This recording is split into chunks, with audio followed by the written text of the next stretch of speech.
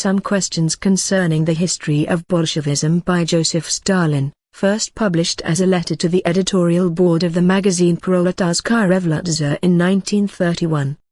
Dear comrades, I emphatically protest against the publication in the magazine Proletarskaya Revolutsia 1, No. 6, 1930, of Slutsky's anti-party and semi-Trotskyist article, The Bolsheviks on German Social Democracy in the Period of its Pre-War Crisis, as an article for discussion. Slutsky asserts that Lenin, the Bolsheviks, underestimated the danger of centrism in German social democracy and in pre-war social democracy in general, that is, he underestimated the danger of camouflaged opportunism, the danger of conciliation towards opportunism. In other words, according to Slutsky, Lenin, the Bolsheviks, did not wage an irreconcilable struggle against opportunism, for, in essence, underestimation of centrism is tantamount to refraining from a thoroughgoing struggle against opportunism. It follows, therefore, that in the period before the war Lenin was not yet a real Bolshevik, that it was only in the period of the imperialist war, or even at the close of the war, that Lenin became a real Bolshevik. Such is the tale Slutsky tells in his article. And you, instead of branding this newfound historian as a slanderer and falsifier, enter into discussion with him, provide him with a forum. I cannot refrain from protesting against the publication of Slutsky's article in your magazine as an article for discussion, for the question of Lenin's Bolshevism, the question whether Lenin did or did not wage an irreconcilable struggle, based on principle, against centrism as a certain form of opportunism. The question whether Lenin was or was not a real Bolshevik, cannot be made into a subject of discussion. In your statement entitled From the Editorial Board, sent to the Central Committee on October 20, you admit that the Editorial Board made a mistake in publishing Slutsky's article as a discussion article. That is all to the good, of course, despite the fact that the statement of the Editorial Board is very belated. But in your statement you commit a fresh mistake by declaring that the editorial board consider it to be politically extremely urgent and necessary that the entire complex of problems pertaining to the relations between the Bolsheviks and the pre-war Second International be further analyzed in the pages of Proletarskaya Revolutsia. That means that you intend once again to draw people into a discussion on questions which are axioms of Bolshevism. It means that you are again thinking of converting the subject of Lenin's Bolshevism from an axiom into a problem requiring further analysis. Why? On what grounds? Everyone knows that Leninism was born, grew up and became strong in relentless struggle against opportunism of every brand, including centrism in the West, Kautsky, and centrism in our country, Trotsky, etc. This cannot be denied even by the downright enemies of Bolshevism, it is an axiom. But you are dragging us back by trying to turn an axiom into a problem requiring further analysis. Why? On what grounds? Perhaps through ignorance of the history of Bolshevism. Perhaps for the sake of a rotten liberalism, so that the Slutskys and other disciples of Trotsky may not be able to say that they are being gagged. A rather strange sort of liberalism, this, exercised at the expense of the vital interests of Bolshevism. What, exactly, is there in Slutsky's article that the editorial board regard as worthy of discussion? 1. Slutsky asserts that Lenin, the Bolsheviks, did not pursue a line directed towards a rupture, towards a split with the opportunists in German social democracy, with the opportunists in the Second International of the pre-war period. You want to open a discussion on this Trotskyist thesis of Slutsky's. But what is there to discuss? Is it not obvious that Slutsky is simply slandering Lenin, slandering the Bolsheviks? Slander must be branded as such and not made the subject of discussion. Every Bolshevik, if he really is a Bolshevik, knows that long before the war, approximately since 1903-4, when the Bolshevik group in Russia took shape and when the lefts in German social democracy first raised their voice, Lenin pursued a line directed towards a rupture, towards a split with the opportunists both here, in the Russian Social Democratic Party, and over there, in the Second International, particularly in the German Social Democratic Party. Every Bolshevik knows that it was for that very reason that even at that time, 1903-05, in the ranks of the opportunists of the Second International, the Bolsheviks won for themselves honorable fame as being splitters and disruptors. But what could Lenin do, what could the Bolsheviks do, if the left Social Democrats in the Second International, and above all in the German Social Democratic Party, were a weak and powerless group, a group without organizational shape, ideologically ill-equipped and afraid even to pronounce the word rupture, split? It cannot be demanded that Lenin, the Bolsheviks, should have, from inside Russia, done the work of the lefts for them and brought about a split in the parties of the West. That is apart from the fact that organizational and ideological weakness was a characteristic feature of the left Social Democrats not only in the period prior to the war. As is well known, the lefts retained this negative feature in the post-war period as well. Everyone knows the appraisal of the German left Social Democrats given by Lenin in his famous article, on Junius's pamphlet, published in October 1916, that is, more than 2 years after the beginning of the war, in which Lenin, criticizing a number of very serious political mistakes committed by the left Social Democrats in Germany, speaks of the weakness of all German lefts, who are entangled on all sides in the vile net of Kautskyist hypocrisy, pedantry, friendship for the opportunists, in which he says that Junius has not yet freed himself completely from the environment of the German, even left Social Democrats, who are afraid of a split, are afraid to voice revolutionary slogans to the full. 2. Of all the groups in the Second International, the Russian Bolsheviks were at that time the only one which, by its organizational experience and ideological equipment, was capable of undertaking anything serious in the sense of a direct rupture, of a split with its own opportunists in its own Russian Social Democratic Party.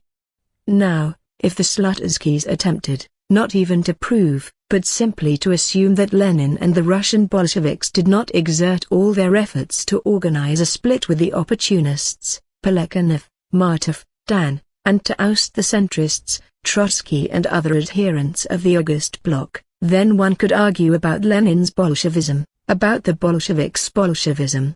But the whole point is that the Slutskys dare not even hint at such a wild assumption. They dare not, for they are aware that the universally known facts concerning the resolute policy of rupture with the opportunists of all brands pursued by the Russian Bolsheviks, 1904-12, cry out against such an assumption. They dare not, for they know that they would be pilloried the very next day. But the question arises, could the Russian Bolsheviks bring about a split with their opportunists and centrist conciliators long before the imperialist war, 1904-12, without at the same time pursuing a line directed towards a rupture, towards a split with the opportunists and centrists of the Second International? Who can doubt that the Russian Bolsheviks regarded their policy towards the opportunists and centrists as a model for the policy of the lefts in the West? Who can doubt that the Russian Bolsheviks did all they could to push the left Social Democrats in the West, particularly the lefts in the German Social Democratic Party, towards a rupture, towards a split with their own opportunists and centrists? It was not the fault of Lenin and of the Russian Bolsheviks that the left Social Democrats in the West proved to be too immature to follow in the footsteps of the Russian Bolsheviks. 2. Slutsky reproaches Lenin and the Bolsheviks for not supporting the German left Social Democrat resolutely and wholeheartedly, for supporting them only with important reservations, for allowing factional considerations to hinder them from giving all-out support to the lefts. You want to discuss this fraudulent and utterly false reproach. But what is there indeed to discuss? Is it not obvious that Slutsky is maneuvering and trying, by means of a false reproach against Lenin and the Bolsheviks, to cover up the real gaps in the position of the lefts in Germany? Is it not obvious that the Bolsheviks could not support the lefts in Germany, who time and again wavered between Bolshevism and Menshevism, without important reservations, without seriously criticizing their mistakes, and that to act otherwise would have been a betrayal of the working class and its revolution? Fraudulent maneuvers must be branded as such and not made a subject of discussion. Yes, The Bolsheviks supported the left Social Democrats in Germany only with certain important reservations, criticizing their semi-Menshevik mistakes. But for this they ought to be applauded, not reproached. Are there people who doubt this? Let us turn to the most generally known facts of history. In 1903, serious differences arose between the Bolsheviks and the Mensheviks in Russia on the question of party membership. By their formula on party membership, the Bolsheviks wanted to set up an organizational barrier against the influx of non-proletarian elements into the party. The danger of such an influx was very real at that time in view of the bourgeois democratic character of the Russian Revolution. The Russian Mensheviks advocated the opposite position, which threw the doors of the party wide open to non-proletarian elements.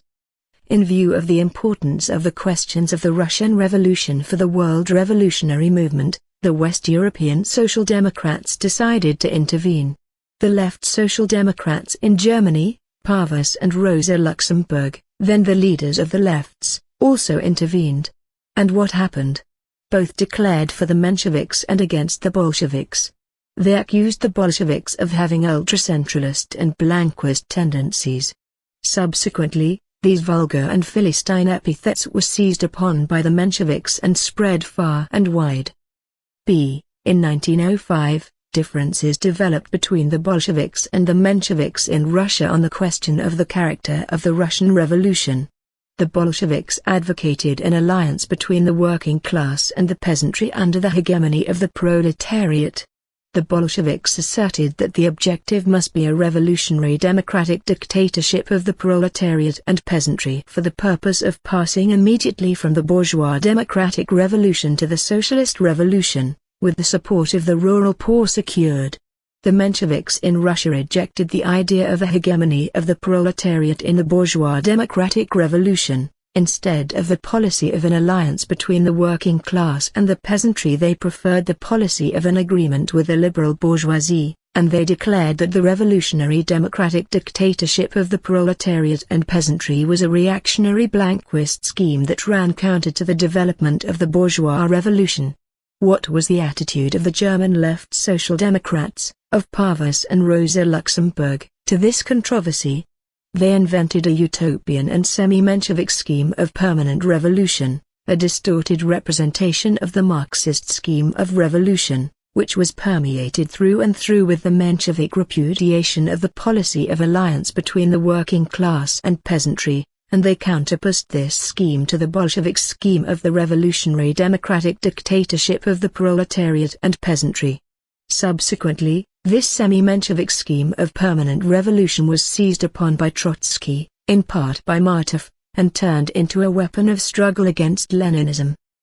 In the period before the war, one of the most urgent questions that came to the fore in the parties of the Second International was the national and colonial question, the question of the oppressed nations and colonies, the question of the liberation of the oppressed nations and colonies, the question of the paths to be followed in the struggle against imperialism, the question of the paths to the overthrow of imperialism. In the interests of developing the proletarian revolution and encircling imperialism, the Bolsheviks proposed the policy of supporting the liberation movement of the oppressed nations and colonies on the basis of the self-determination of nations, and developed the scheme of a united front between the proletarian revolution in the advanced countries and the revolutionary liberation movement of the peoples of the colonies and oppressed countries. The opportunists of all countries, the social chauvinists and social imperialists of all countries hastened to take up arms against the Bolsheviks on this account. The Bolsheviks were baited like mad dogs. What position did the left Social Democrats in the West adopt at that time? They developed a semi-Menshevik theory of imperialism, rejected the principle of self-determination of nations in its Marxist sense, including secession and formation of independent states, rejected the thesis that the liberation movement in the colonies and oppressed countries is of great revolutionary importance, rejected the thesis that a united front between the proletarian revolution and the movement for national liberation is possible, and counterposed all this semi-Menshevik hodgepodge, which is nothing but an underestimation of the national and colonial question, to the Marxist scheme of the Bolsheviks. It is well known that this semi-Menshevik hodgepodge was subsequently seized upon by Trotsky, who used it as a weapon in the struggle against Leninism. Such are the universally known mistakes committed by the left Social Democrats in Germany. I need not speak of the other mistakes of the German lefts, mistakes which were severely criticized in various articles by Lenin. Nor need I speak of the mistakes they committed in appraising the policy of the Bolsheviks in the period of the October Revolution. What do these mistakes of the German lefts taken from the history of the pre-war period indicate, if not that the left Social Democrats, despite their leftism, had not yet rid themselves of Menshevik lumber? Of course, the record of the lefts in Germany does not consist only of serious mistakes. They also have great and important revolutionary deeds to their credit.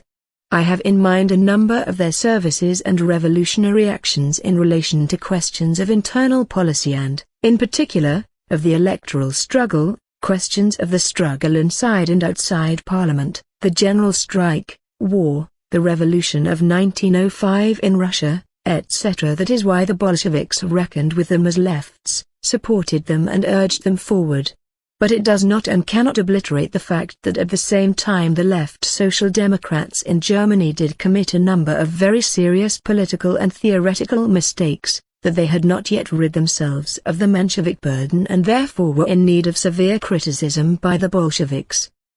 Now judge for yourselves whether Lenin and the Bolsheviks could have supported the left Social Democrats in the West without serious reservations, without severely criticizing their mistakes, and whether it would not have been a betrayal of the interests of the working class, a betrayal of the interests of the revolution, a betrayal of communism, to act otherwise? Is it not obvious that in reproaching Lenin and the Bolsheviks for something for which he should have applauded them if he were a Bolshevik, Slutsky fully exposes himself as a semi-Menshevik, as a camouflaged Trotskyist? Slutsky assumes that in their appraisal of the lefts in the West, Lenin and the Bolsheviks were guided by their own factional considerations and that, consequently, the Russian Bolsheviks sacrificed the great cause of the international revolution to the interests of their faction. It scarcely needs proof that there can be nothing more base and disgusting than such an assumption.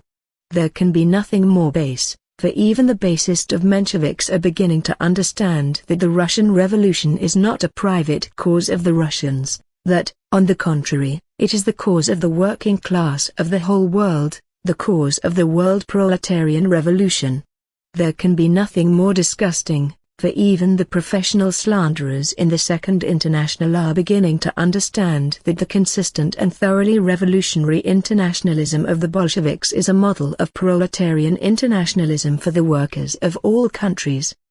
Yes, the Russian Bolsheviks did put in the forefront the fundamental questions of the Russian Revolution, such questions as those of the party, of the attitude of Marxists towards the bourgeois democratic revolution, of the alliance between the working class and the peasantry, of the hegemony of the proletariat, of the struggle inside and outside Parliament, of the general strike, of the growing over of the bourgeois democratic revolution into a socialist revolution, of the dictatorship of the proletariat, of imperialism, of the self-determination of nations, of the liberation movement of the oppressed nations and colonies, of the policy of support for this movement, etc. They advanced these questions as the touchstone by which they tested the revolutionary stamina of the left Social Democrats in the West.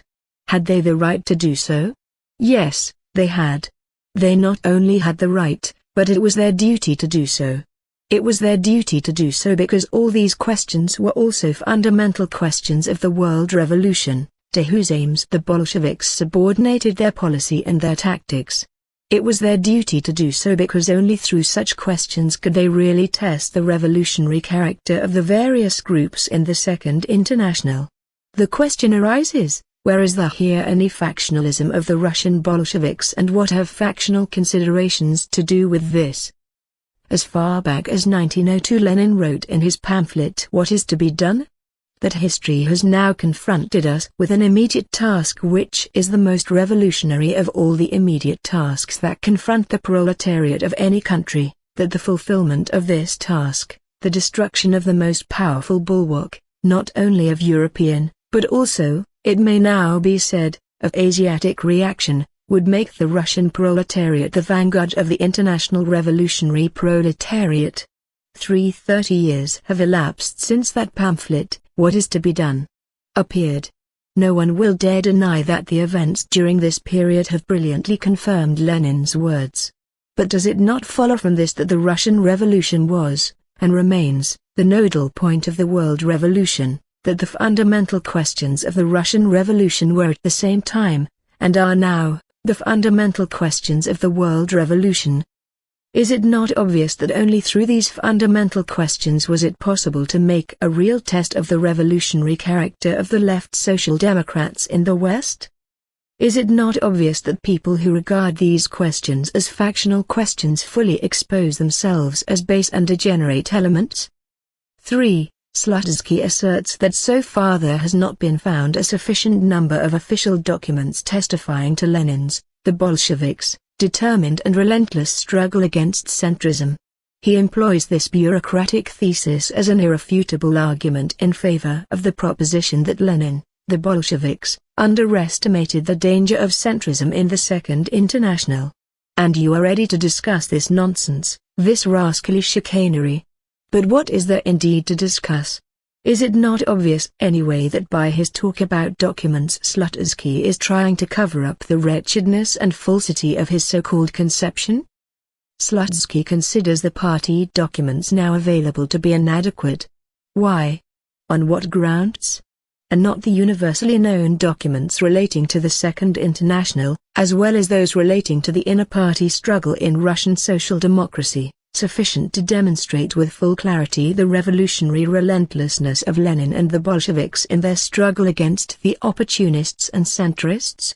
Is Slutsky at all familiar with these documents? What more documents does he need? Let us assume that, in addition to the documents already known, a mass of other documents were found, containing, say, resolutions of the Bolsheviks once again urging the necessity of wiping out centrism.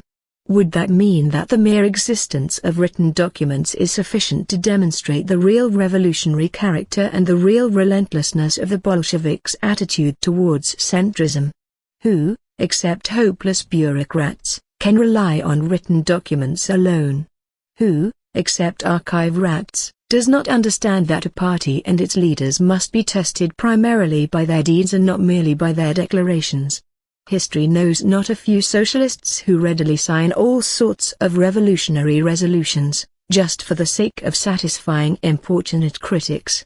But that does not mean that they carried out these resolutions. Furthermore, history knows not a few socialists who, foaming at the mouth, called upon the workers' parties of other countries to perform the most revolutionary actions imaginable.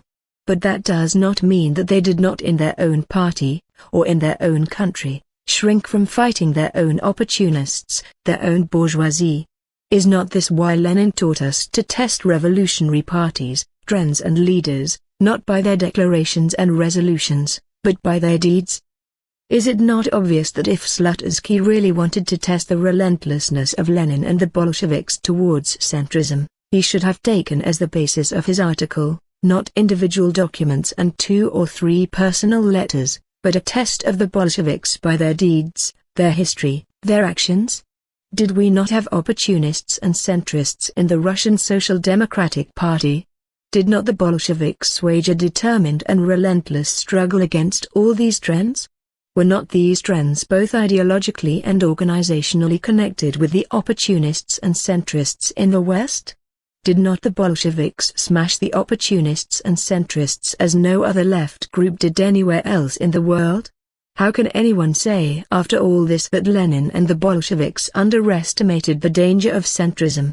Why did Slutsky ignore these facts, which are of decisive importance in characterizing the Bolsheviks? Why did he not resort to the most reliable method of testing Lenin and the Bolsheviks? By their deeds, by their actions. Why did he prefer the less reliable method of rummaging among casually selected papers? Because recourse to the more reliable method of testing the Bolsheviks by their deeds would have instantaneously upset Slutsky's whole conception. because a test of the Bolsheviks by their deeds would have shown that the Bolsheviks are the only revolutionary organization in the world which has completely smashed the opportunists and centrists and driven them out of the party. Because recourse to the real deeds and the real history of the Bolsheviks would have shown that Slutsky's teachers, the Trotskyists, were the principal and basic group which fostered centrism in Russia, and for this purpose created a special organization, the August Bloc, as a hotbed of centrism. Because a test of the Bolsheviks by their deeds would have exposed Slutsky once and for all as a falsifier of the history of our party, who is trying to cover up the centrism of pre-war Trotskyism by slanderously accusing Lenin and the Bolsheviks of having underestimated the danger of centrism. That, comrade editors, is how matters stand with Slutsky and his article. As you see, the editorial board made a mistake in permitting a discussion with a falsifier of the history of our party. What could have impelled the editorial board to take this wrong road? I think that they were impelled to take that road by rotten liberalism, which has spread to some extent among a section of the Bolsheviks. Some Bolsheviks think that Trotskyism is a faction of communism, one which makes mistakes, it is true, which does many foolish things, is sometimes even anti-Soviet, but which, nevertheless, is a faction of communism. Hence a certain liberalism in the attitude towards the Trotskyists and Trotskyist-minded people. It scarcely needs proof that such a view of Trotskyism is deeply mistaken and harmful.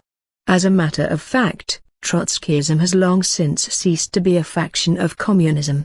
As a matter of fact, Trotskyism is the advanced detachment of the counter-revolutionary bourgeoisie, which is fighting against communism, against the Soviet regime, against the building of socialism in the USSR. Who gave the counter-revolutionary bourgeoisie an ideological weapon against Bolshevism in the shape of the thesis that building socialism in our country is impossible, that the degeneration of the Bolsheviks is inevitable, etc. Trotskyism gave it that weapon. It is no accident that in their efforts to prove the inevitability of the struggle against the Soviet regime all the anti-Soviet groups in the USSR have been referring to the well-known Trotskyist thesis that building socialism in our country is impossible, that the degeneration of the Soviet regime is inevitable, that a return to capitalism is probable. Who gave the counter-revolutionary bourgeoisie in the USSR a tactical weapon in the shape of attempts at open actions against the Soviet regime. The Trotskyists, who tried to organize anti-Soviet demonstrations in Moscow and Leningrad on November 7, 1927, gave it that weapon. It is a fact that the anti-Soviet actions of the Trotskyists raised the spirits of the bourgeoisie and let loose the wrecking activities of the bourgeois experts. Who gave the counter-revolutionary bourgeoisie an organizational weapon in the form of attempts at setting up underground anti-Soviet organizations. The Trotskyists, who organized their own anti-Bolshevik illegal group, gave it that weapon. It is a fact that the underground anti-Soviet work of the Trotskyists helped the anti-Soviet groups in the USSR to assume an organized form. Trotskyism is the advanced detachment of the counter-revolutionary bourgeoisie. That is why liberalism in the attitude towards Trotskyism, even though the latter is shattered and camouflaged, is blockheadedness bordering on crime, on treason to the working class. That is why the attempts of certain writers and historians to smuggle disguised Trotskyist rubbish into our literature must meet with a determined rebuff from Bolsheviks. That is why we cannot permit a literary discussion with the Trotskyist smugglers. It seems to me that historians and writers of the Trotskyist smuggler category are for the present trying to carry out their smuggling work along two lines. Firstly, they are trying to prove that in the period before the war Lenin underestimated the danger of centrism, thereby leaving the inexperienced reader to surmise that, in consequence, Lenin was not yet a real revolutionary at that time, that he became one only after the war, after he had re-equipped himself with Trotsky's assistance. Slutsky may be regarded as a typical representative of this type of smuggler. We have seen above that Slutsky and company are not worth making much fuss about. Secondly, They are trying to prove that in the period prior to the war Lenin did not realize the necessity of the growing over of the bourgeois democratic revolution into a socialist revolution, thereby leaving the inexperienced reader to surmise that, in consequence, Lenin at that time was not yet a real Bolshevik, that he realized the necessity of this growing over only after the war, after he had re-equipped himself with Trotsky's assistance. Volosevich, author of A Course in the History of the CPSUB, may be regarded as a typical representative of this type of smuggler. True, as far back as 1905 Lenin wrote that from the democratic revolution we shall at once, and just to the extent of our strength, the strength of the class-conscious and organized proletariat, begin to pass to the socialist revolution, that we stand for uninterrupted revolution, that we shall not stop halfway. For true, a very large number of facts and documents of a similar nature could be found in the works of Lenin. But what do the Voloseviches care about the facts of Lenin's life and work? The Voloseviches write in order, by decking themselves out in Bolshevik colors, to smuggle in their anti-Leninist contraband, to utter lies about the Bolsheviks and to falsify the history of the Bolshevik party. As you see, the Voloseviches are worthy of the Slutskys. Such are the highways and byways of the Trotskyist smugglers. You yourselves should realize that it is not the business of the editorial board of Proletarskaya Revolutsia to facilitate the smuggling activities of such historians by providing them with a forum for discussion. The task of the editorial board is, in my opinion, to raise the questions concerning the history of Bolshevism to the proper level, to put the study of the history of our party on scientific, Bolshevik lines, and to concentrate attention against the Trotskyist and all other falsifiers of the history of our party, systematically tearing off their masks. That is all the more necessary since even some of our historians, I am speaking of historians without quotation marks, of Bolshevik historians of our party, are not free from mistakes which bring grist to the mill of the Slutskys and Voloseviches. In this respect, even Comrade Uroslavsky is not, unfortunately, an exception. His books on the history of the CPSUB, despite all their merits, contain a number of errors in matters of principle and history.